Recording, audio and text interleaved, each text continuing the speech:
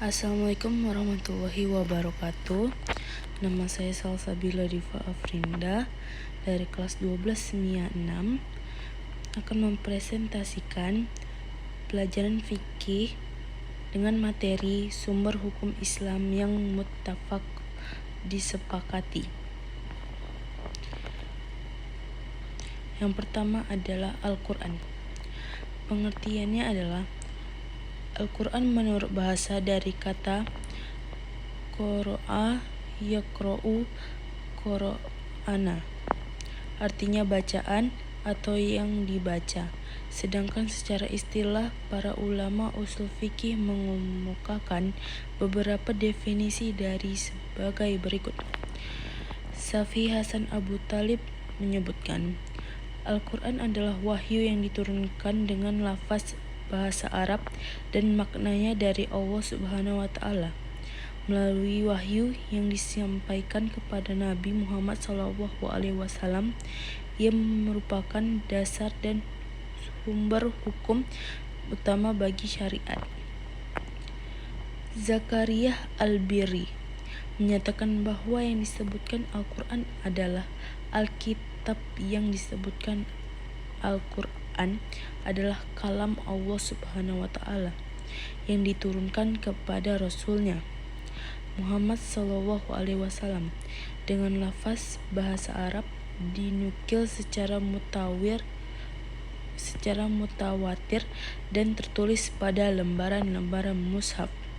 Dari ketiga definisi pengertian tersebut dapat ditarik sebuah kesimpulan bahwa Al-Quran merupakan wahyu Allah yang diturunkan kepada Nabi Muhammad SAW dengan menggunakan bahasa Arab. Adapun perbedaannya, definisi kedua lebih menegaskan bahwa Al-Quran itu dinukil secara mutawatir. Adapun definisi ketiga yang dikemukakan oleh Al-Ghazali hanya menyebutkan bahwa Al-Quran itu merupakan firman Allah Subhanahu wa Ta'ala. Akan tetapi Al-Ghazali dalam uraiannya lebih lanjut menyebutkan bahwa Al-Quran itu bukan perkataan Rasulullah. Beliau hanya berfungsi sebagai orang yang menyampaikan apa yang diterima dari Allah Subhanahu wa Ta'ala. Pedoman Al-Quran dalam menetapkan hukum. Yang pertama, tidak memberatkan. Kedua, meminimalisir beban. Tiga, berangsur-angsur dalam menetapkan hukum. Dasar kehujahan Al-Quran dan kedudukan sebagai sumber hukum Islam. Al-Quran merupakan sumber hukum utama dalam Islam dan menempati kedudukan pertama dari sumber-sumber hukum Islam yang lain.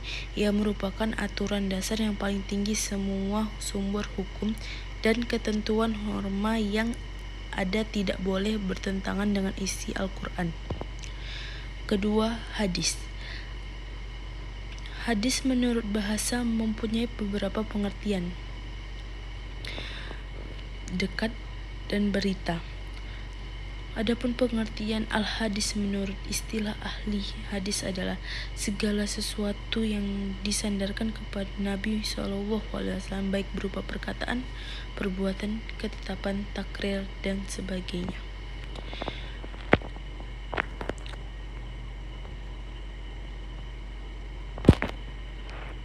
Dasar kehujahan al-hadis dan kedudukannya sebagai sumber hukum Islam.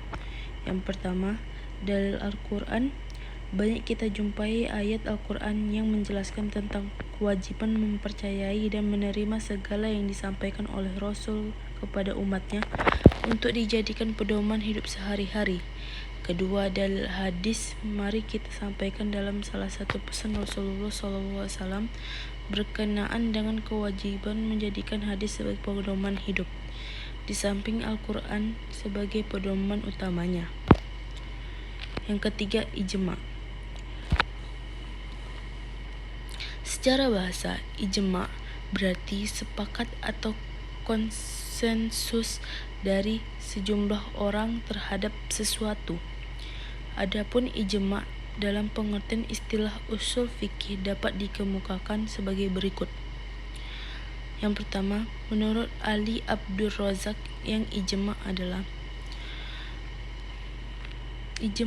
ialah kesepakatan para mujtahid umat Islam pada suatu masa atas suatu perkara hukum syara'.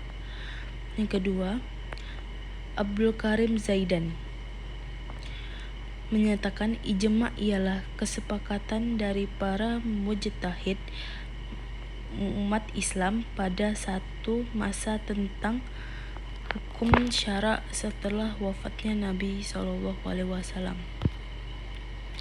Dasar kehujjahan ijma' dan kedudukannya sebagai sumber hukum Islam. Yang pertama, Al-Quran. Kedua, hadis.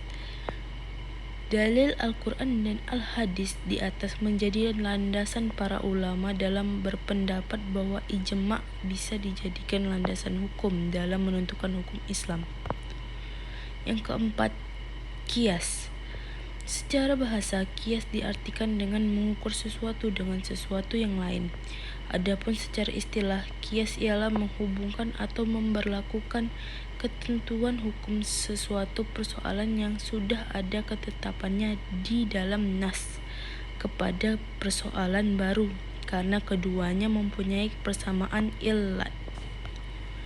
Kehujjahan qiyas dan kedudukannya sebagai sumber hukum Islam ada dua. Yang pertama, dalil Al-Quran. Yang kedua, dalil hadis.